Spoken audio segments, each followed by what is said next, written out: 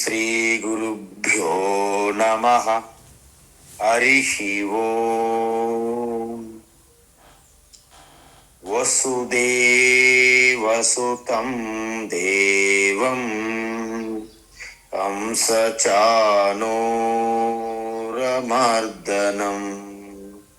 దేవకీ పరమానందం కృష్ణం వందే జగద్గురుం. తీర్త్వా మోహార్ణవం హత్వా రాగద్వేషాది రాక్షసాన్ సీతా శాంతి సమాయుక్త ఆత్మా రామో విరాజతే. ఆత్మస్వరూప బంధుగా ఇప్పటి వరకు అర్జునుడు అడిగిన ప్రశ్న ఆధారంగా భగవాన్ ఆ సమాధాన రూపంలో 1 నుండి 12వ శ్లోకం వరకు వివరిస్తున్నారు. ఏమిటి అంటే త్యాగము సన్యాసము ఈ రెండింటి యొక్క తత్వం, ఆ రహస్య తత్వమును వేరువేరుగా నాకు చెప్పవలసినదిగా ప్రార్థన చేశారు. ఎవరు? అర్జున. అయితే భగవాను ముందుగా 2-3 శ్లోకాలలో వేరే మహాత్ములు చెప్పిన దాన్ని అలాగే ప్రస్తావించారు, ఎటువంటి మార్పు చేయకుండా. కొంతమంది కర్మ ఫలాన్ని త్యాగం చేయమన్నారు, కొంతమంది నిత్య కర్మలు కూడా త్యాగం చేస్తే సన్యాసం త్యజిస్తే సన్యాసం అన్నారు, కొంతమంది నిత్య కర్మలు త్యజించకూడదు కానీ అవి చేస్తూ వాటి కర్మ ఫలాన్ని మాత్రం త్యజించాలని చెప్పారు. కానీ భగవాన్ ఏం చెప్పారంటే సన్యాసం అనేది మన సంప్రదాయబద్ధంగా మనం చూస్తున్నాం, అదొక వ్రతం, అదొక క్రతు. అలా కాకుండా అందరికీ సమానంగా సన్యాసం అనేది ఉండదు అని చెప్పారు భగవాన్ శ్రీకృష్ణ 4వ శ్లోకం నుండి. ఏమిటది అంటే మనస్సు పరిపక్వత చెంది సన్యాసమునకు సంసిద్ధంగా ఉన్న మనస్సు అంటే ఎవరైతే మోక్షానికి కావలసినటువంటి ఆత్మజ్ఞానము, ఆత్మజ్ఞానం పొందేందుకు జ్ఞానయోగ ప్రాప్తి, జ్ఞానయోగ ప్రాప్తి పొందేందుకు యజ్ఞదాన తపస్సు అంటే పంచమహాయజ్ఞాలు, వాటినే కర్మయోగము అంటారు. ఇది ఎవరైతే చేసి సంసిద్ధంగా పరిపక్వత కలిగి మనస్సు ఉంటారో వారు సన్యాసమునకు అర్హులు. ఒకవేళ ఆ పరిపక్వత లేకుంటే, ఒక వ్యామోహముతో సన్యాసం తీసుకుంటే వారికి ఉన్నటువంటి ఇబ్బందులు ఇన్నన్ని కావు.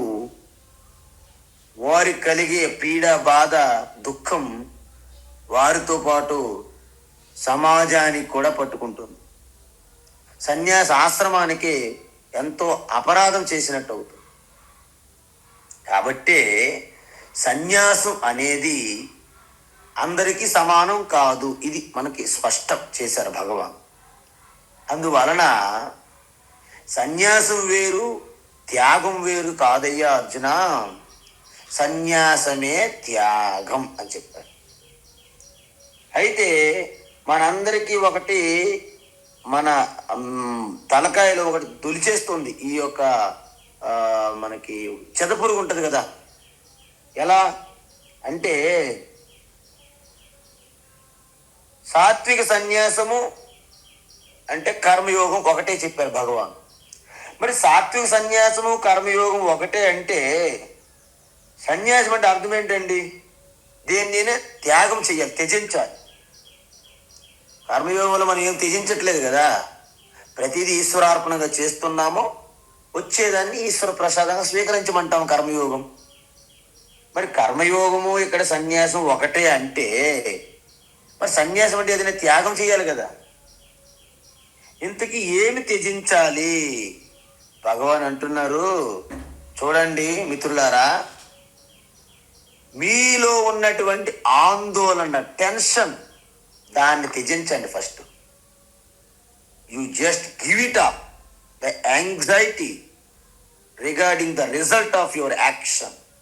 అంటే ఆ కర్మ ఫలం ఏదైతే ఉందో వస్తుందని టెన్షన్ పెట్టుకొని కంగారు పడిపోయి మనం చేస్తున్నప్పుడే మన రిజల్ట్స్ గురించి ఆలోచిస్తాం. ఆ టెన్షన్ని, ఆ ఆందోళన అలజడిని త్యజించమంటున్నారు భగవాన్. సరే, ఆందోళన అలజడి త్యజించాం, ఇంకేం త్యజించమంటున్నారు? ఏ కర్మలైతే మీరు చేస్తున్నారో కర్మయోగంగా వాటిపైన మమేకము, తాదాత్మ్యము, బంధము కూడా పెంచుకోకూడదు, దాన్ని కూడా త్యజించాలి. చూసారా ఎంత బాగా చెప్తున్నారు. అందువలన ఇక్కడ త్యజించాల్సింది స్థూలంగా, ద్రవ్యంగా ఏముండదు, అంత సూక్ష్మం అన్నమాట. అప్పుడు వారికి ఏమవుతుంది? సాత్విక అంతఃకరణం ఉంటుంది. ఎప్పుడైతే సాత్విక అంతఃకరణం ఉంటుందో దానివల్ల వచ్చినటువంటి ఫలం ఏమిటి అంటే ఆత్మజ్ఞానం పొందేందుకు యోగ్యత వస్తుంది, ప్రాప్తిస్తుంది. ఎలాగా? త్రైగుణ్య విషయ వేదాహ నిస్త్రైగుణ్యో భవార్జున నిర్ద్వంద్వో నిత్య సత్వస్థః నిర్యోగ క్షేమ ఆత్మవా. 2వ అధ్యాయం చెప్పారు. వారు నిరంతరము ఆ సత్వగుణం యొక్క పూర్తిగా ప్రధానంగా ఉన్న ఆ సత్వగుణంలోనే ఉంటారు. అయితే సత్వగుణంలో ఉండడం వల్ల నాకు కలిగే లాభం ఏమిటి అని మీరు అడగాలి ఇప్పుడు నాకు. అంటే మీకు ఎప్పుడైతే మీ మనస్సు అద్దములాగా స్పష్టంగా మిలమిల మిలమిల మెరిసిపోతుందో మీ మనస్సు, మీ హృదయం, అప్పుడు ఆత్మజ్ఞానం అంటే భగవద్గీత లాంటి అధ్యయనం పైన దాని యొక్క ప్రాధాన్యత, విలువ మీకు అర్థమవుతుంది. లేకపోతే భగవద్గీత కూడా యూనివర్సిటీలో చదువుకున్న ఏదో ఒక స్పెషలైజేషన్ లాగా అయిపోతుంది. Chemistry, physics, maths, geography, politics, history అలా మారిపోతుంది. లేకపోతే అందువలన మీకు ఉపనిషత్తులు, బ్రహ్మ విద్య, దాని యొక్క విలువ, గొప్పతనం అర్థమవుతుంది. ఎప్పుడైతే దాన్ని మీరు విలువగా, ప్రయోజనమైనది, గొప్పదిగా గుర్తించారో అది తెలుసుకోవాలనే జిజ్ఞాస మీలో పెరిగిపోతుంది. ఎప్పుడైతే జిజ్ఞాస పెరిగిందో మిగతా అన్ని విషయాలకి పెద్ద ప్రాధాన్యత తగ్గించి దీనిపైన ప్రాధాన్యత పెరుగుతుంది. అయితే ఇప్పుడు మనం ఒకటి అనొచ్చు, ఏంటి? జీవితంలో తక్కిన విషయాల కన్నా వేదాంతం అనేది, బ్రహ్మ విద్య అనేది గొప్పది అనే విషయం ఎప్పుడైతే మీకు వచ్చిందో కర్మలన్నింటినీ పూర్తిగా త్యజించకూడదు. ఎందుకంటే కర్మలను త్యజించడానికి మనం ముందుంటాం. ఎప్పుడు త్యజించేద్దామా, ఎప్పుడు చేయకుండా చేయొద్దని చెప్తారా అని వెయిట్ చూస్తాం చాలా మంది. ఇక్కడ ఏమంటున్నారంటే కర్మలని మెల్లమెల్లగా తగ్గించుకురావాలి, అలాగ తగ్గించుకురావాలి. ఎందుకు? ఒక్కసారి మీరు తగ్గించకూడదు. ఇప్పుడు చూడండి, మీరు చేసే కర్మలు మెల్లమెల్ల తగ్గించుకొని వస్తే మీకేమవుతుంది? ఎక్కువ సమయం మిగులుతుంది, ఖాళీ సమయం ఎక్కువగా మిగులుతుంది. ఆ ఖాళీ సమయాన్ని మనం దేనికి వాడాలి? చిట్చాట్ కబుర్లు చెప్పుకోవడానికా, సినిమాలకి, షికారులకా, టీవీలు చూడడానికా? కాదు. దేనికి ఉపయోగించాలి? బ్రహ్మ విద్య లేదా ఆత్మ విద్య, భగవద్గీత అధ్యయనానికి మీరు ఉపయోగించాలి. అంటే శ్రవణము, మననము, నిధిధ్యాసనంలోకి వాడాలి. అందువల్ల మీరు బాహ్యంగా సన్యాసి వస్త్రాలు ధరించాల్సిన అవసరం లేదు.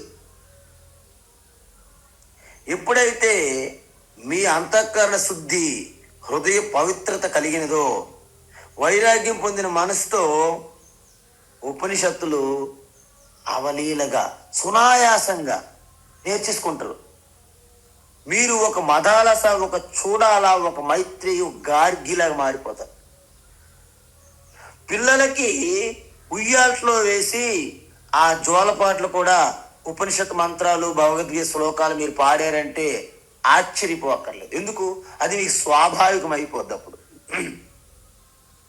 ఈ విధంగా చెబుతున్నారు.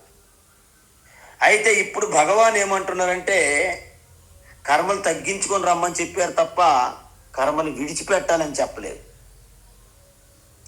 అయితే ఇప్పుడు 3 రకాల సన్యాసులు చూసాం మనం. ఏంటి? తామసిక సన్యాసం చూసాము, రాజసిక సన్యాసం చూసాము, సాత్విక సన్యాసం చూసాం కదా. సాత్విక సన్యాసం అంటే ఏమని చెప్పాము? కర్మయోగముతో సమానం అని చెప్పాము. అయితే కర్మయోగం అని చెప్పాము. ఏం చెప్పాము? కర్మయోగ సన్యాసి ఎప్పుడు కూడా సమాజానికి ఉపయోగపడే కర్మలు, సాత్వికమైనటువంటి కర్మలు చేస్తున్నప్పుడే ఆనందాన్ని పొందుతారు. వారికి బంధనము ఇది ఎవరో చెప్పారని చెయ్యరు. వారికి out of love, out of joy they are going to do actions for the welfare of the society, not only for selfishness actions.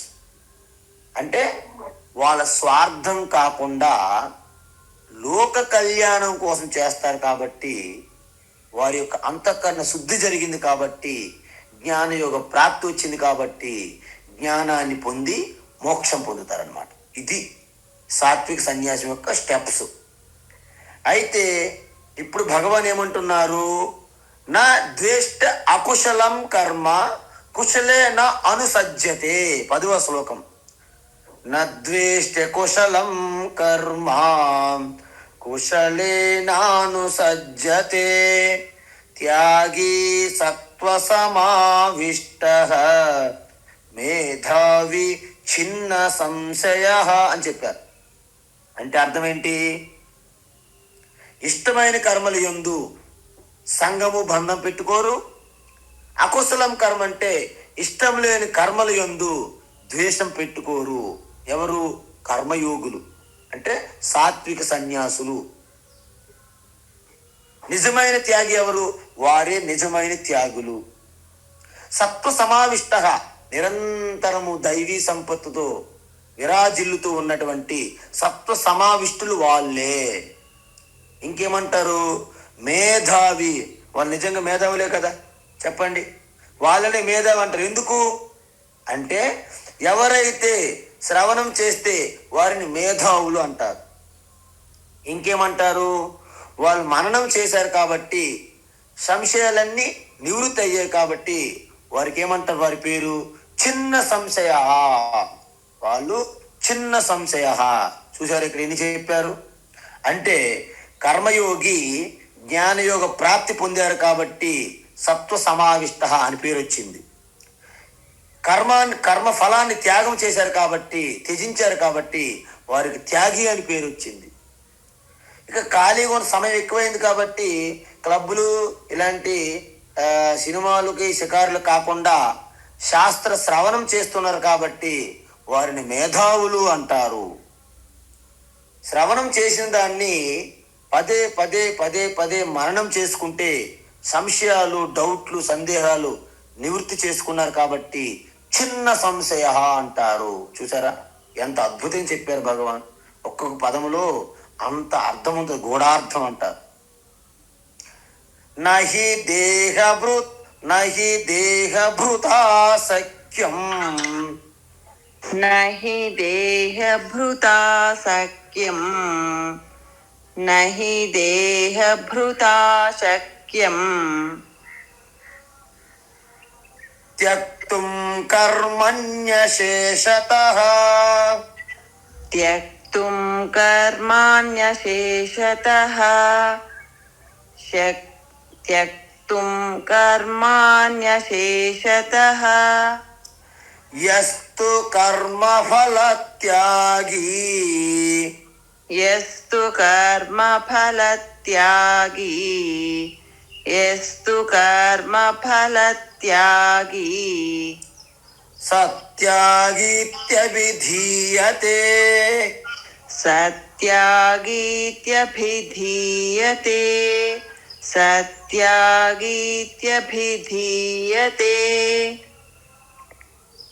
నహి దేహభృతా సఖ్యం త్యక్తుం కర్మాణ్యశేషతః నహి దేహభృతా శక్యం త్యక్తుం కర్మాణ్యశేషతః నహి దేహభృతా శక్యం త్యక్తుం కర్మాణ్యశేషతః యస్తు కర్మఫలత్యాగీ సత్యాగీత్యభిధీయతే యస్తు కర్మఫలత్యాగీ సత్యాగీత్యభిధీయతే యస్తు కర్మఫలత్యాగీ సత్యాగీత్యభిధీయతే. ఇప్పుడు భగవాన్ ఏమంటున్నారంటే కర్మయోగం ఈజ్ ఈక్వల్ టు సాత్విక సన్యాసం అన్నారు కాబట్టి కర్మయోగం పైన మరింత వివరణిస్తున్నారు. అయితే మీరు అడగొచ్చు, స్వామీజీ కర్మయోగం 3 అధ్యాయాలు చెప్పారు, మళ్ళీ ఎందుకు చెప్తున్నారు అంటే ఇది 18వ అధ్యాయం మీరు దృష్టిలో పెట్టుకోవాలి. చెప్పిన గీతా బోధంతా మరొకసారి మళ్ళా అలాగ మీకు నెమరు వేసుకున్నట్టు అవుతుంది అన్నాడు 18వ అధ్యాయంలో. కాబట్టి 10, 11, 12 ఈ 3 శ్లోకాల్లో కర్మయోగం గురించి మరింత వివరణిస్తున్నారు భగవాన్. ఏమంటున్నారంటే కర్మలని త్యజించడం అనేది ఇంచుమించు అసాధ్యం అంటున్నారు. నహి దేహభృత సఖ్యం త్యక్తుం కర్మాని అశేషతః అంటే కంప్లీట్గా సంపూర్ణంగా కర్మలను త్యజించడము అశక్యం, శక్యం కాదు, సాధ్యం కాదు. ఎందుకు సాధ్యం కాదు? సన్యాసం సరే స్వామీజీ ఎందుకు సాధ్యం కాదు, నేను చూస్తా, కర్మలన్నీ నేను చేయను, త్యాగం చేసేస్తా, సన్యాసం తీసుకుంటా. ఇప్పుడే మేము ఫ్లైట్ ట్రైన్ టికెట్ బుక్ చేసుకొని హరిద్వార్ వెళ్తాం, మీరు ఎవరు సన్యాసం ఇక్కడ ఇవ్వకపోయినా పర్వాలేదు, సన్యాసం ఇవ్వడానికి అక్కడ సిద్ధంగా ఉన్నారు. ఎనీ టైం ఎనీబడి ఎవరు వెళ్ళినా ఎప్పుడైనా సన్యాసం ఇవ్వడానికి సిద్ధంగా ఉన్నారు హరిద్వార్ ఋషికేశ్లో. కాబట్టి మేము సన్యాసం తీసుకుంటాము అయిపోయి. కానీ ఒకటి గమనించండి, సన్యాసం మీరు స్వీకరించిన తరువాత కూడా మీరు భిక్షాటన చెయ్యాలి. భిక్ష కోసం క్షేత్రానికి వెళ్ళాల్సింది. శరీరాన్ని ఆరోగ్యంగా ఉంచుకోవాలి, స్నానం చెయ్యాలి. ఇవన్నీ త్యజించడానికి వీలు పడదు. మరి ఇవి కూడా కర్మలే అవుతాయి. అయితే మీరు అనాలి, అయితే పూర్తిగా కర్మలు త్యజించడానికి సాధ్యపడదా? ఎస్, అయితే అవుతుంది ఒకసారి. ఇప్పుడు శరీరం త్యజించినప్పుడు అంటే మరణములోనే ఈ కర్మలన్నీ మీకు త్యజించడం జరుగుతుంది తప్ప మరణము ముందు కర్మలన్నీ సంపూర్ణంగా త్యజించడము వీలు పడదు.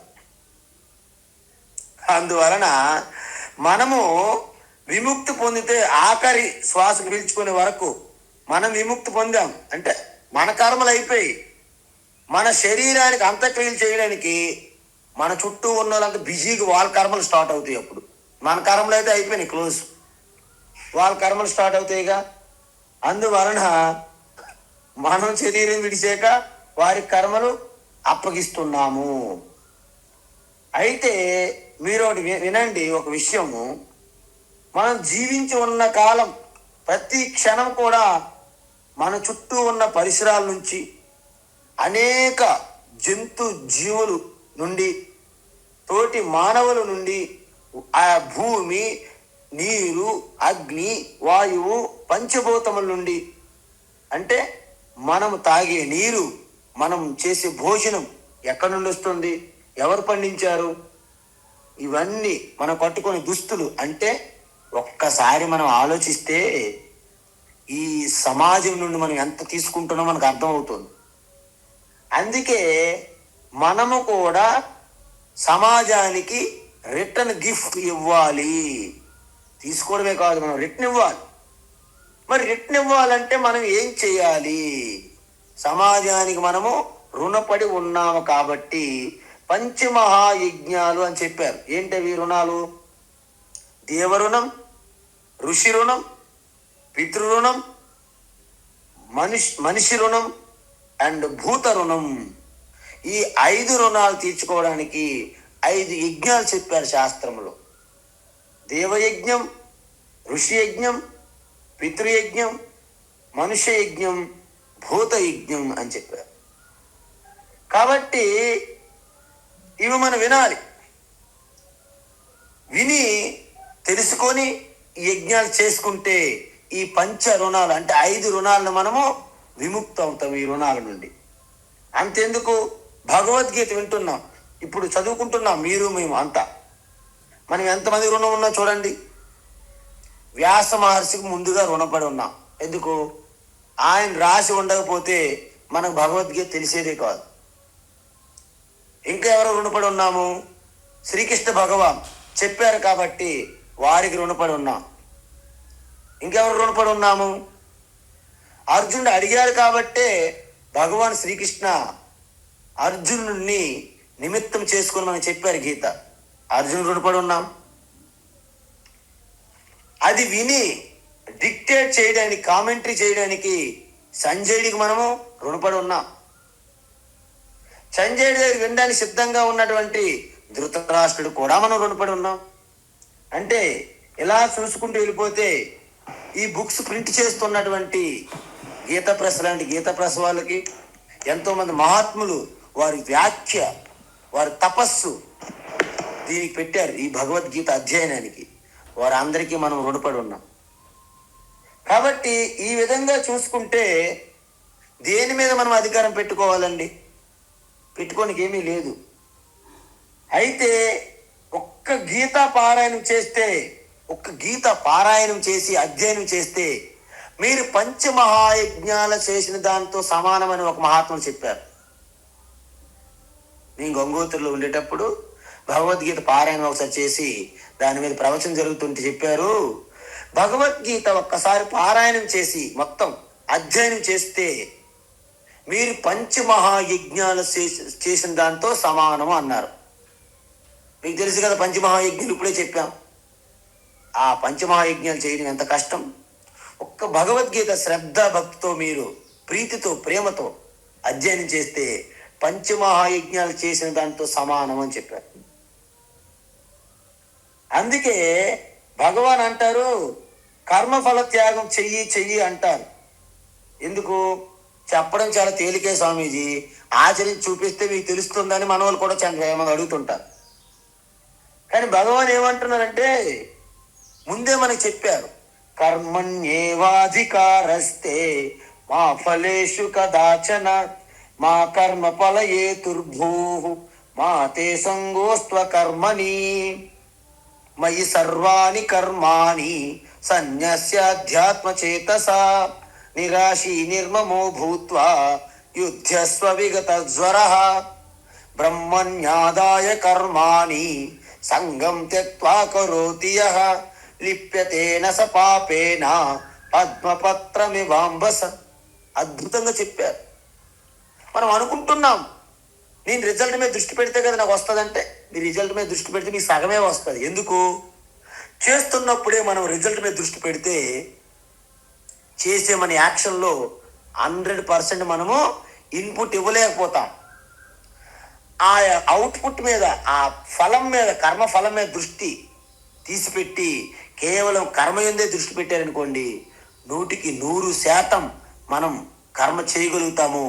రిజల్ట్ ఆటోమేటిక్గా 100% రిజల్ట్ వస్తుంది. ఈ సీక్రెట్ మనకి భగవద్గీత ద్వారా తెలిసింది.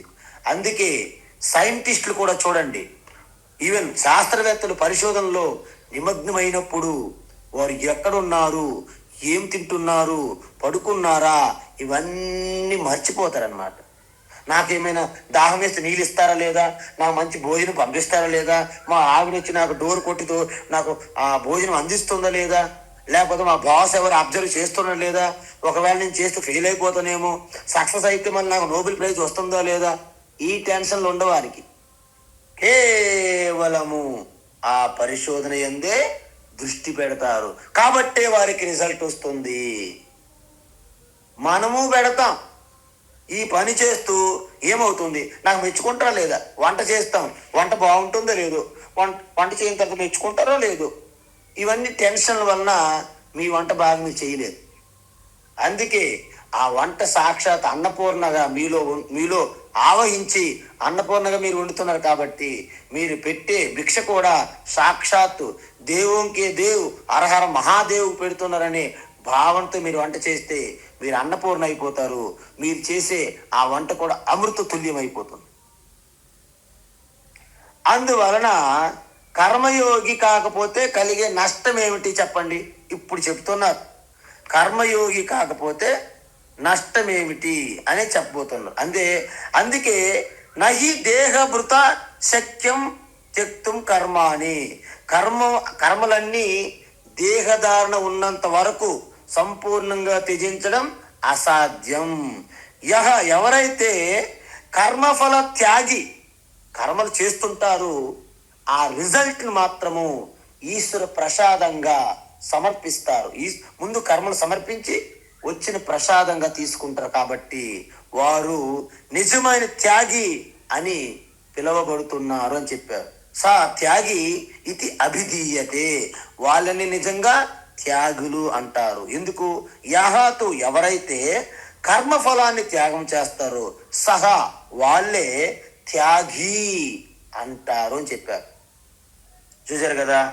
అందువలన ఇప్పుడు ఒకవేళ కర్మయోగి కాకుండా తన ఇష్టానుసారంగా కర్మయోగి కాకుండా కోరికలతో ఈ కర్మలు చేసుకుంటూ పోతే ఏమవుతుంది, వారిని త్యాగులు అంటారా, సన్యాసులు అంటారా, ఇంకేమైనా అంటారా అనేది ఇప్పుడు మనం చూస్తున్నాం. ఏంటి, 12వ శ్లోకం. అనిష్టమిష్టం మిశ్రం చ, అనిష్టమిష్టం మిశ్రం చ, అనిష్టమిష్టం మిశ్రం చ, త్రివిధం కర్మణః ఫలం, త్రివిధం కర్మణః ఫలం, త్రివిధం కర్మణః ఫలం.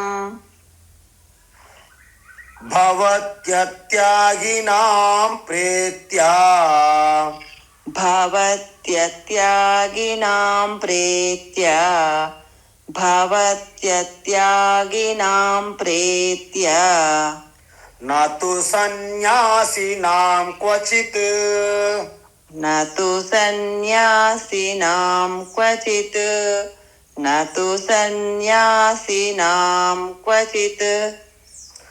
అనిష్టమిష్టం మిశ్రం చ, త్రివిధం కర్మణః ఫలం, అనిష్టమిష్టం మిశ్రం చ, త్రివిధం కర్మణః ఫలం, అనిష్టమిష్టం మిశ్రం చ, త్రివిధం కర్మణః ఫలం. భవత్యత్యాగినాం ప్రేత్యా నతు సన్యాసినాం క్వచిత్, భవత్యత్యాగినాం ప్రేత్యా నతు సన్యాసినాం క్వచిత్, భవత్యత్యాగినాం ప్రేత్యా నతు సన్యాసినాం క్వచిత్. ఉత్తమం. ఇప్పుడు వరకు ఏం చూసాం మనము, ఎందుకంటే ఈ దేహం ఉన్నంత వరకు కర్మలను త్యాగం చేయడం సాధ్యం కాదు. కాబట్టి కర్మలు చేస్తూ వాటి కర్మ ఫలములను ఎవరైతే త్యజిస్తారో వారే అసలైన నిజమైన త్యాగి అని చెప్పారు. అందువలన ఇక్కడ కర్మ అని అంటే సర్వకర్మ అని, అశేషత సంపూర్ణంగా త్యక్తుం త్యజించడము నా శక్యం అని చెప్పేశారు. అయితే ఇప్పుడు కర్మఫల త్యాగి భవ అర్జున అన్నారు. అంటే కర్మాన్ని ఫలాన్ని నువ్వు త్యాగం చెయ్యి, కర్మ చెయ్యి అన్నారు కదా. అయితే అలాగా అనుకుంటే మనకి ఏమిటి గ్యారంటీ? ఎందుకు? ఆందోళన పడకుండా ఉండాలంటే ఏం చెయ్యాలి చెప్పండి. అంటే మీకు ఎటువంటి రిజల్ట్ వచ్చినప్పటికీ, మీరు చేసే కర్మకి ఎటువంటి రిజల్ట్ వచ్చినా దానికి ఈశ్వర ప్రసాదం అనేది ఒక్క రంగు రాయండి జస్ట్. ఎందుకు? మీరు ఎప్పుడైతే ఈశ్వర ప్రసాదం అనేసారో ఇంక దాన్ని తిరస్కరించడానికి, హేళన చేయడానికి కుదరదు. ఈశ్వర ప్రసాదం అయిపోయింది. అందువలన ఈశ్వర అంటే భగవంతుడు ఏం చేసినా నా మేలు కోరే చేస్తారు అని తెలియాలి. ఒకసారి మనం వెళ్తుంటాం రోడ్డు సైడ్న, ఒక చిన్న బైక్ వచ్చి మన కాళ్ళకి తొక్కుతుంది. మనం అక్కడ చాలా కోప ఆవేశాలతో బాధపడి ఇబ్బంది పడిపోతాం, మనకి ఏదో జరిగిందని. కరెక్టే, మీకు బుల్లెట్ ఒక స్కూటర్ తగలడం వలన కూడా మీకు మేలు జరుగుతుందేమో. ఒకవేళ ఆ స్కూటర్ తగలకుండా మనం రోడ్డు పైన సరిగ్గానే వెళ్తున్నారు అనుకోండి, ఒక లారీ వాడు వస్తాడు, వాడు సరిగ్గా వెళ్ళడు కదా, అదే లారీ యాక్సిడెంట్ అయితే ఓహో, అంటే భగవంతుడు మిమ్మల్ని లారీ యాక్సిడెంట్ నుండి తప్పించడానికి చిన్న స్కూటర్ యాక్సిడెంట్ చేశారేమో. ఎందుకు కాకూడదు? అంటే అంటే మరి అలా అంటే మనకి ఏది జరిగినప్పటికీ భగవంతుడు నా మేలు కోరి చేస్తారు. ఎందుకు? నా యోగక్షేమాలు తనే చూసుకుంటానని ప్రామిస్ చేశారుగా మనకి. ఎక్కడ చేశారు ప్రామిస్ స్వామీజీ? అంటే అనన్యాశ్చింతయంతో మాం ఏ జనా పర్యుపాసతే తేషాం నిత్యాభియుక్తానాం యోగక్షేమం వహామ్యహం. మన 9వ అధ్యాయాన్ని చూసాం. మీది ప్రతి ఒక్క మన గీత చదువుకున్న ప్రతి ఒక్కరికి ఈ హృదయస్థంలో పెట్టుకోవాలి ఇది. అందుకే మీరు ప్రతి ఒక్కటి ఆ ఈశ్వరుని స్మరించుకొని చెయ్యండి పూజగా. ప్రతి ఆలోచన కూడా ఈశ్వరార్పణం చేయండి. ప్రతి మాట కూడా ఈశ్వరార్పణ చేయండి. ప్రతి కర్మ కూడా ఈశ్వరార్పణగా చేసేయండి. వచ్చిన రిజల్ట్ మంచి ఆలోచన వచ్చింది అనుకోండి, అబ్బా ఈశ్వర ప్రసాదం, సరైన ఆలోచన వచ్చింది సరైన సమయంలో, ఈశ్వర ప్రసాదమే.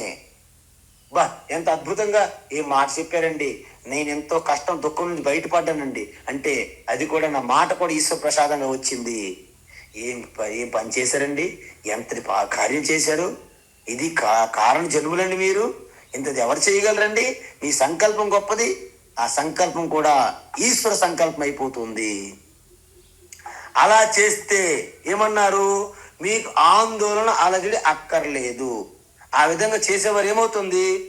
జనరల్గా మనకి భవిష్యత్తు గురించి మనం బెంగండి బాబు, ఈ భవిష్యత్తు ఏమైపోతుందో టెన్షన్ టెన్షన్ టెన్షన్ టెన్షన్ అంటారు. అందువలన నువ్వు ఈ టెన్షన్లన్నీ తీసేసి భవిష్యత్తు మీద బెంగ ఉండకూడదంటే ఈశ్వర బుద్ధి అంటే ఈశ్వర ప్రసాద బుద్ధి ఒక్కటే మనకి పరిష్కార మార్గం. అందువలన యహాతు కర్మఫల త్యాగి, ఎవరైతే కర్మఫలం గురించి ఆందోళన త్యజిస్తారో వారు సహత్యాగి సాత్విక త్యాగి, వాళ్ళే నిజమైన కర్మయోగులు అన్నాం. ఇప్పుడేమంటున్నారు? కర్మయోగి ఒకవేళ కాకపోతే నాకేమవుతుంది? ఇది ప్రశ్న ఇప్పుడు ఈ శ్లోకం. అంటే కర్మయోగి కాకపోతే నీకు చాలా నష్టం వస్తుంది. ఏమిట నష్టం అంటే, కర్మయోగం అంటే ఏమని చెప్పాము? ఈశ్వరార్పణ బుద్ధితో కర్మలు చెయ్యాలి, వచ్చే ఫలితాన్ని ఈశ్వర ప్రసాదంగా స్వీకరించాలి. అలా చేయకపోతే భవిష్యత్తు మీద బెంగ పెరిగిపోతుంది. ముందు ఏమవుతుందో ఆందోళన ఉంటుంది. అందువలన దానికోసము నీతి నియమాలు ధర్మం అన్నీ కూడా పక్కకి వెళ్ళిపోతాయి. ఎందుకు? టెన్షన్ వలన. అధర్మం వైపు అడుగులేస్తాం. అవినీతి, అన్యాయం, ఇవన్నీ ప్రతీకారాలు. ఎవరికైనా సరే మనము మోసం చేయడానికి, దగా చేయడానికి, వంచన చేయడానికి, బురిడి కొట్టే మాటలు, అన్ని అబద్ధ మాటలు, మిఠా బాత్ అంటారు. మునగ చెట్టు ఎక్కిస్తుంటాం అందరికి. ఎందుకు? వీళ్ళకి ఒకటే ప్రాబ్లం, భవిష్యత్తు గురించి భయము, బెంగ. వాళ్ళు 3 రకాలు కర్మఫలాలు పొందుతారంట. అంటే ఎవరైతే ఈ విధమైనటువంటి కర్మయోగము ఎవరైతే చెయ్యరో వారు 3 రకాల ఫలితాలు పొందుతారు. ఏంటవి? అనిష్టం. అనిష్టం అంటే పాపఫలం అండి. ఎవరికైనా సరే పాపఫలం వస్తే ఇష్టపడతారా? ఇష్టపడరు. ఎందుకు? అధర్మానికి లొంగిపోవడమే కాక కలియుగంలో ఇలా చెయ్యాలండి. కలియుగం అండి, కలియుగం కలియుగం కలుషాలకు ఇది నిలయం పాటలు కూడా పాడుతారు మన ముందు కావాలంటే. ఈయన అందరినీ చెప్తుంటారు, వాళ్ళు అంతటి వాళ్ళు ఇంతటి వాళ్ళు. కలియుగం ఏం చేస్తామండి? కలియుగం అని తప్పదండి. అబద్ధం ఆడుతుంటాం, కలియుగం అంటాం. అన్యాయం చేస్తాం, కలియుగం అంటాం. మీ యుగాలు ఆ పెంట తీసేయండి. యుగాలు అంటే ఏమి లేవు. ఇదంతా పురాణ కల్పన. అసలు నిజానికి దేశ కాలము కూడా మాయ ద్వారా ప్రకటమవుతుంది. అవి సత్యం కాదు.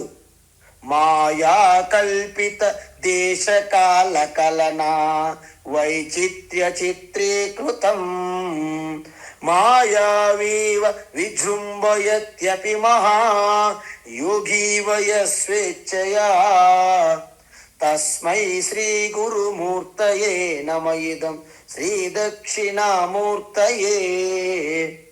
అందువలన శుద్ధ చైతన్య పరమాత్మ ఆ మాయ అనే ఒక తెర ద్వారా ఒక డ్యాన్స్ అన్నమాట. ఏంటి? శుద్ధమైన చైతన్య తత్వంలో ఉంటే ఈశ్వర, మలిన తత్వంలో ప్రకటమైతే జీవ, కేవలం మలినములో ప్రకటమైతే జడ ప్రపంచముగా చెప్పాం. అందువలన దేశ కాలము, దేశము కాలమే కల్పితం. అందువలన యుగం అంటే ఏంటి? కాలమేగా, అది కూడా కల్పితమే. అందువలన బ్రహ్మ విద్యలో మీరు కలియుగం కలియుగం అని దాటేయడానికి వీలు లేదు. వ్యావహారికంలో మీరు అనుకోండి, కలియుగం అండి, కలియుగం వ్యావహారికంలోనే, వ్యావహారిక జీవితంలో ఉంటాయి కలియుగాలు, ద్వాపర యుగాలు, త్రేతాయుగాలు, సత్యయుగము లేదా కృతయుగాలు, మళ్ళీ కలియుగం. ఈ చక్రం ఇదంతా సంసార చక్రం. యుగాలు కూడా మనం తెలుసుకోవాలి జ్ఞానం. అందువలన మనము అక్రమాలు చేసుకుంటూ వాటిని సమర్థించుకుంటాం. ఎందుకు? కలియుగం అండి. వ్యాపారం చేస్తారు, అబద్ధాలు ఆడతారు. ఏమండి, వ్యాపారంలో అబద్ధాలు ఆడకుండా వీలు పడదండి అని సమర్థించుకుంటారు. ఇంకొకటి ఏంటి? ఇష్టం అంటే పుణ్యఫలం, అది అందరూ కోరుకుంటారు. ఇంకొకటి ఏంటి? మిశ్రమం. చూసారా? ఇష్టం, అనిష్టం, మిశ్రం చ అన్నారు ఇక్కడ. 3 ఫలాలు. త్రివిధం కర్మనా ఫలం అంటే మనం చేసే కర్మ యొక్క ఫలాలు 3 రకాలుగా ఉంటాయి. త్రివిధం భవతి. ఏంటి? అనిష్టం, ఇష్టం, మిశ్రం. మిశ్రం అంటే ఏంటి? పుణ్యపాపాలు 2 ఉంటాయి.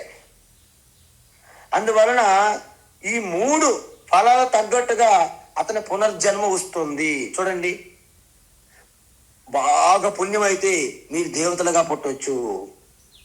బాగా పాపఫలం అయితే మీరు క్రిమి కీటకాలు, పశువులు, పక్షాదులుగా పుట్టవచ్చు. మరి మిశ్రం అయితే పుణ్యపాపాలు మీరు మిశ్రాలుగా పుట్టవచ్చు. జగన్నాథ మిశ్ర, రంగనాథ మిశ్ర అంటే మానవులుగా పుట్టవచ్చు అని అర్థం. అందువలన మరి 3 పుట్టడం వల్ల ఏమవుతుంది? మనం 14 అధ్యాయాన్ని చూసాం గుణాల గురించి. ఊర్ధ్వం గచ్చంతి సత్వస్తాః మధ్యే తిష్టంతి రాజసాః జగన్య గుణ వృత్తిస్థాః అధో గచ్చంతి తామసాః. అందువలన అక్కడ మనం ఏం చెప్పాము? తమోగుణం ఉన్నవారు రజోగుణం పెంచుకోండి, రజోగుణంలో ఉన్నవారు సత్వగుణం పెంచుకోండి. సత్వగుణం బాగా వృద్ధి చెందిన వారు సాక్షిభూతంగా ఉంటూ, పరమాత్మ స్వరూపంగా ఉంటూ, 3 గుణాలకి సాక్షిగా ఉంటూ గుణాతీతులుగా మీరు వృద్ధి చెందాలని చెప్పాము అక్కడ. అందువలన త్రివిధం కర్మణః ఫలం. ఈ 3 రకాల సంసారం ఎవరికి ఉంటుంది చెప్పండి? ఎవరికి అంటే అత్యాగినాం భవతి. కింద ఉన్న చూడండి, భవతి అత్యాగినాం. అత్యాగినం అంటే ఎవరైతే కర్మయోగి చెయ్యరో, అత్యాగి అంటే కర్మయోగి కాని వ్యక్తి అండి, ఇది అర్థం. అంటే వాళ్ళు ఏమవుతారు? కర్మయోగం చేయకపోతే ఏమవుతాము? మీరు అనుకోవద్దు జ్ఞానయోగి అయిపోయాడేమో, కాదు. కర్మలో నిండిపోయాడు. కర్మిష్టి అంటారు వాళ్ళని, కర్మటులు అంటారు. అతని కర్మలో సముద్రంలో మధ్యలో ఉన్నట్టు చుట్టూ కర్మలు, ప్లాన్లు, ప్రాజెక్టులు పెట్టుకుంటాడు. బయటపడే మార్గం ఉండదు. వారి పునర్జన్మలు తప్పకుండా ఉంటాయి. ఎప్పుడంటే పునర్జన్మ మనకి ప్రేత్యా అని ఉన్న చూడండి శ్లోకంలో. అంటే మరణించాక, దేహం అనేది విడిచిపెట్టిన తర్వాత. ఇప్పుడు మీరు చెప్పండి, ఇంతకీ ఈ సుఖము దుఃఖము మిశ్రమ ఫలము, పుణ్యం అంటే సుఖము, పాపం అంటే దుఃఖము, మిశ్రమం అంటే సుఖ దుఃఖాలు మిశ్రమం ఎలా ఉంటాయి? ఇప్పుడు మీరు చెప్పండి, మీకు ఎక్కడో ఒక ధనం దొరికింది అనుకుందాం. ఈమెకి ఏంటి ఎంత ఎంత ఆనందంగా ఉంటుంది, అమ్మయ్య సుఖమో సుఖం. మరుసటి రోజు వచ్చి దొంగలు వచ్చి పడ్డారు, ఆ ధనం దోసుకెళ్ళిపోయారు, దుఃఖమో దుఃఖం. ఈలోగా మీకు ఎక్కడో ధనం దొరికిందని ఇన్కమ్ ట్యాక్స్ వాళ్ళకి ఇన్ఫర్మేషన్ వెళ్ళింది. వాళ్ళు వచ్చి రైడ్ చేశారు మీ ఇంట్లో. వచ్చి చూసేసరికి ఏమీ లేదు. ఎందుకు? దొంగలు ఆల్రెడీ దోసుకుని వెళ్ళిపోయారు. అప్పుడు మీరు దుఃఖిస్తారా, సుఖంగా ఆనందిస్తారా? ఒక పక్క దుఃఖం, ఎందుకు? దొరికిన ధనం పోయిందని. ఇంకో పక్క ఆనందం కూడా, కొంత సంతోషం, ఎందుకు? డబ్బులు ఉంటే ఐటీ వాళ్ళు రైడ్ చేసి పట్టుకెళ్ళిపోయి జైల్లో పెట్టేవాళ్ళు. అమ్మయ్య ఐటీ వాళ్ళు వచ్చినప్పటికి ఏమీ లేదు మన దగ్గర, చిన్న ఆనందం. అంటే సుఖము దుఃఖము రెండు మిశ్రమము.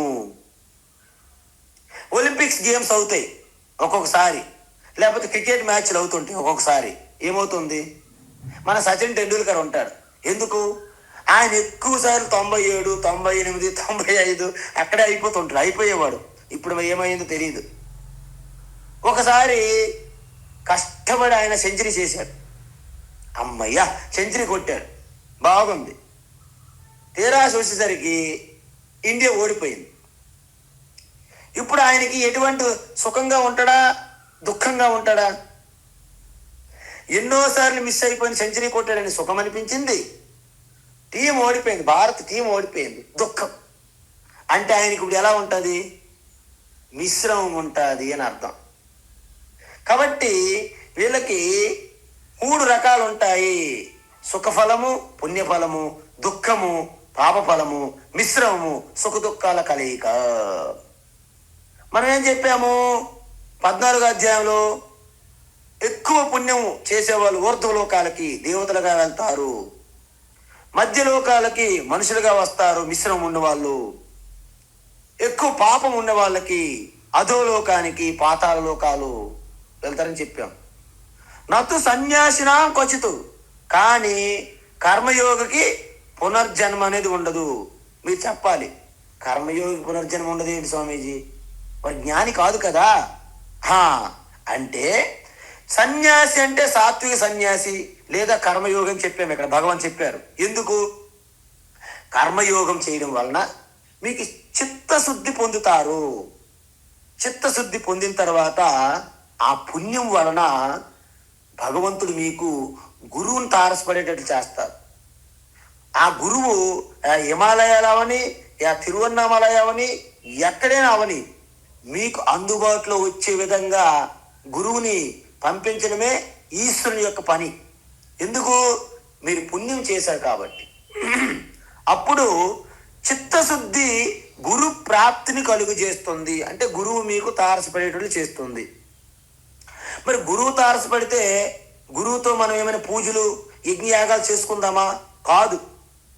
గురువు ద్వారా మీకు జ్ఞాన ప్రాప్తి, అంటే జ్ఞానం పొందుతారు మీరు, ఆత్మజ్ఞానము. మరి ఆత్మజ్ఞానం పొందితే మనము యూనివర్సిటీలో జాయిన్ అయ్యి లెక్చర్లు ఇచ్చుకుందామా? కాదు. మీ జీవన్ముక్తికి అది అత్యవసరము. చూసారా? గురువు ద్వారా శాస్త్రాన్ని శ్రవణము, మననము, నిధిధ్యాసనం చేసి మోక్షం పొందుతారు. కాబట్టి వీళ్ళకి పునర్జన్మ లేదు. నతు సన్యాసినా క్వచితు. అందువల్ల కర్మయోగి డైరెక్ట్గా మోక్షం పొందరు. ఎలాగా? పరంపరయా, ఇంటర్మీడియట్ స్టేజ్ల ద్వారా మోక్షం పొందుతారు. దీన్నే అద్భుతంగా భగవాన్ మనకి కర్మయోగులుగా అందరూ మారండి అని చెప్పారు గీత ద్వారా. మనం ఇది తెలుసుకోకుండా మనం ఏమంటాము, మనం ఇష్టం వచ్చినట్టు మాట్లాడతారు. అసలు భగవద్గీత ఉపనిషత్తులు అవసరం లేదు, అసలు అద్వైత తత్వం ఆత్మతత్వం వల్లనే మన ధర్మము మన సంస్కృతి ఇలా అయిపోయింది. ఎంతోమంది నిందలు వేస్తారు. ఎందుకు? వీళ్ళందరూ కూడా పరమానంద శిష్యులకి పరంపర అనమాట. వీళ్ళు మనకి నారాయణ సమారంభం, శంకరాచార్య మధ్యమం, సదాశివ సమారంభం ఈ పరంపర కాదు వాళ్ళది పరమానంద శిష్యుల పరంపర. అందువలన పరమానంద ఏమన్నారంటే, ఒక సూది తీసుకొని రండి బాబు అంటే వాళ్ళు వెళ్ళి 10 మంది వెళ్ళారు. ఒకరు వెళ్ళొచ్చు కదా, కుదరదు, 10 మంది వెళ్ళాలి. గురువుగారి సేవ. ఒక చిన్న సూది కొని నేను పట్టుకుంటున్నంటే నేను పట్టుకున్నాను పోట్లాడుకున్నారు. ఒక పెద్ద ఆ 10 మందిలో తెలివైనడు ఏంటంటే, అలా కాదు, అక్కడ ఒక తాటి చెట్టు ఉంది, దాన్ని కొడదాం, ఆ తాటి చెట్టుకి సూది గుచ్చుదాం, తాటి చెట్టు 10 మందిని మోసుకుని ఇంటికి వెళ్ళిపోతాం గురువు గారి దగ్గరికి. ఎందుకంటే 10 మంది కూడా గురువు గారి సేవలో పాలు పంచుకున్నట్లు అవుతుంది అని వస్తున్నారంట. గురువు గారు చూసి ఆశ్చర్యపోయారు. సూది తమ్మంతో తాటి చెట్టు తీసుకొస్తాను రెంటీలు మూర్ఖులు అనుకున్నాడు. గురువు గారు, మీ సేవలో మేము ధన్యులం అయ్యాం అన్నాడు. ఎందుకు? 10 మందిని కూడా పాలు పంచుకునే అవకాశం మాకు కలిగింది అన్నాడు. ఏంటి ఇంతకీ ఏంటి అన్నారు. మీరేం చెప్పారు? సూది, ఇదిగో ఈ తాటి చెట్టు గుచ్చు ఉన్న సూది తెచ్చామన్నారు. అలాంటి పరమానంద శిష్యులు తయారయ్యే మన యొక్క ధర్మంలో, మన సంస్కృతిలో. ఒక ప్రయాణంలో బండి నుండి ఏదైనా కింద పడితే జాగ్రత్తగా చూడండి అని గురువు గారు రెస్ట్ తీసుకుంటాడు ఆ బండిలో, విశ్రాంతి. బ్రహ్మచారి పరమానంద శిష్యులు బ్రహ్మాండంగా వెంటనే ఒక చెంబు కమండలము, అదేవిధంగా కొన్ని వస్తువులు జారిపోయి బండి నుండి, ఆ యొక్క ఎద్దుల బండి నుండి. శిష్యులు బాగా చూశారు, కింద మీద పడిపోవడం చూశారు, బ్రహ్మాండ పడిపోయినాయి. ఓకే, చూసాం కదా, ఓకే, రికార్డ్ చేసుకో, మనం బాగా చూశారు. కొంత దూరం వెళ్ళేసరికి గురువు గారికి ఆ కమండలం దొరకలేదు. నాయనలారా, కమండలము ఏమైంది? గురువు గారు ఆ మధ్య మార్గంలో పడిపోయింది. మరి చూస్తే ఎందుకు తీసుకురాలేదు? మీరు చూడమన్నారు, బ్రహ్మాండ చూడమన్నారు, మేము చాలా బాగా చూసాం, అన్ని వైపుల నుంచి చూసాం, బాగా పడిపోయి ఉన్నది చూసామన్నారు. మీ జ్ఞానానికి బృహస్పతి బిరుదు ఇవ్వాలని చెప్పి మూర్ఖులారా, పడిన వెంటనే ఏది కింద పడినా బండిలో వేసేయాలి తప్ప చూస్తూ ఊరుకుంటే ఎలా? ఓహో, గురువు గారి మీద మన బండి నుంచి ఏది కింద పడినా తక్షణమే బండిలో వేసేస్తాం, మేము ఇంకా అదే పనిలో ఉంటాం నిమగ్నమై అన్నారు. కొన్ని కిలోమీటర్లు వెళ్ళిన తర్వాత ఎద్దులు పేడ వేయడం మొదలెట్టి వెంటనే దిగి పేడ జాగ్రత్త పట్టుకొని బండిలో వేసేస్తున్నారు. గురువు గారు పడుకున్నారు, గురువు గారి మీద కూడా పడుతుంది వెళ్ళి పేడ. ఎందుకు? జాగ్రత్తగా బండిలో వేసేయాలి కదా. ఇలాంటి పరమానంద శిష్యుల వల్లనే మనం ఈ తత్వాన్ని అర్థం చేసుకోలేకపోతాం. అద్భుతమైనటువంటి ప్రణాళిక ఇది. మొదట మీకు మనస్సు సంసిద్ధంగా లేకపోతే కర్మయోగం చెయ్యండి. పంచమహాయజ్ఞాలు, యజ్ఞము, దానము, తపస్సు, తీర్థయాత్రలు, ఉపవాసాలు, పారాయణాలు, జపము, అభిషేకాలు, పూజలు అన్నీ అవసరమే. మనం యోగా చేయండి, ఎక్సర్సైజ్ చేయండి, డైటింగ్ చేయండి, అన్నీ చెయ్యండి. కానీ ఎప్పుడైతే మీకు మనస్సు సంసిద్ధత వచ్చిందో, ఎప్పుడైతే మీకు అంతఃకరణ శుద్ధి జరిగిందో, ఎలా తెలుస్తుంది స్వామి అంటే, భగవద్గీత జ్ఞానం తెలుసుకోవాలని ఎప్పుడైతే మీకు కోరిక కలిగిందో, ఆ జ్ఞానం యొక్క గొప్పతనం ఎప్పుడైతే మీకు అర్థమవుతుందో, ఓహో, మీలో అంతఃకరణ శుద్ధి జరిగిందన్నమాట. అప్పుడు దానికి సమయం కేటాయించడానికి, మీరు ప్రాధాన్యత ఇవ్వడాన్ని మీకు అంతఃకరణ శుద్ధి జరిగింది. అప్పుడు యజ్ఞయాగాలు, దానాలు, తపస్సులు కూడా మెల్లగా తగ్గించుకోవాలి. తగ్గించుకుని ఏం చేయాలి? చెప్పాం కదా, పేకాట ఆడుకోవడం కాదు, టీవీలు చూసుకోవడం కాదు, చిట్టి పార్టీలు వేసుకోవడం కాదు, కిట్టి పార్టీలు. శ్రవణ మన నిధిధ్యాసనం చెయ్యాలి. అందువలన ఇక్కడ వరకు భగవాన్ మనకి కర్మయోగం గురించి చెప్పారు. ఇప్పుడు భగవాన్ ఏం చెప్తున్నారు? 13వ శ్లోకం నుండి 17వ శ్లోకం వరకు జ్ఞానయోగం చెప్తున్నారు. మరి ముందే చెప్పాం మనం, 2వ అధ్యాయము 18వ అధ్యాయము ఒక విలక్షణమైనవి. కాబట్టి భగవాన్ ఇప్పుడు ఏమంటున్నారంటే 13వ అధ్యాయం నుండి 17వ అధ్యాయం వరకు మళ్ళీ జ్ఞానయోగం చెప్తున్నారు. ఎందుకు?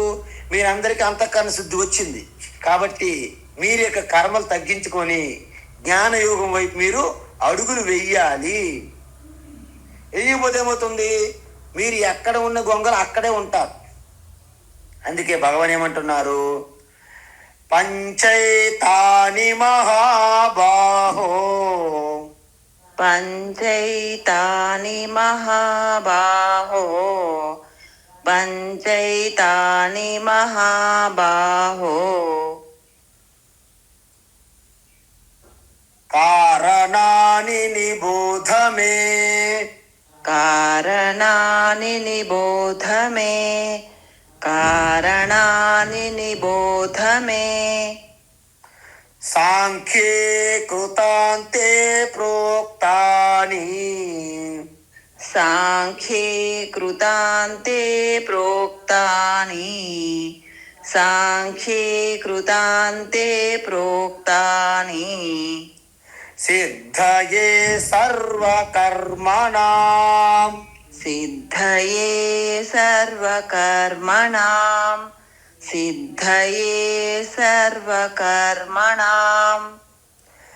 పంచైతాని మహాబాహో కారణాని నిబోధ మే పంచైతాని మహాబాహో కారణాని నిబోధ మే పంచైతాని మహాబాహో కారణాని నిబోధ మే సాంఖ్యే కృతాంతే ప్రోక్తాని సిద్ధయే సర్వకర్మణాం సాంఖ్యే కృతాంతే ప్రోక్తాని సిద్ధయే సర్వకర్మణాం సాంఖ్యే కృతాంతే ప్రోక్తాని సిద్ధయే సర్వకర్మణాం.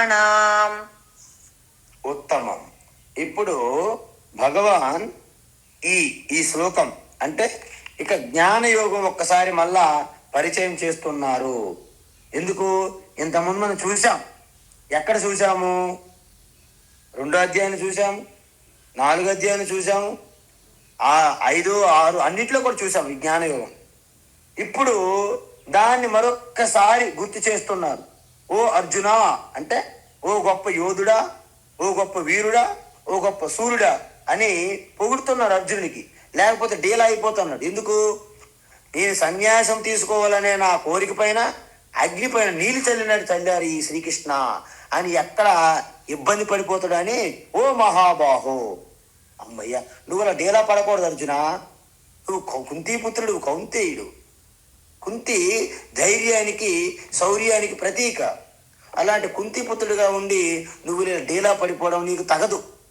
కాబట్టి ఓ మహాబాహో, ఓ ధనుర్ధారి, ఓ మహావీరుడా అయినటువంటి అర్జున అని సంబోధిస్తూ ఇప్పుడు ఈ యొక్క జ్ఞానయోగాన్ని మళ్ళీ సంక్షిప్తంగా చెప్తున్నారు. 13 నుండి 17 శ్లోకం వరకు మరొకసారి జ్ఞానయోగం చెప్తారనమాట.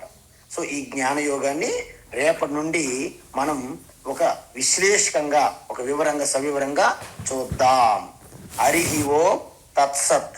సర్వం శ్రీకృష్ణార్పణమస్తు.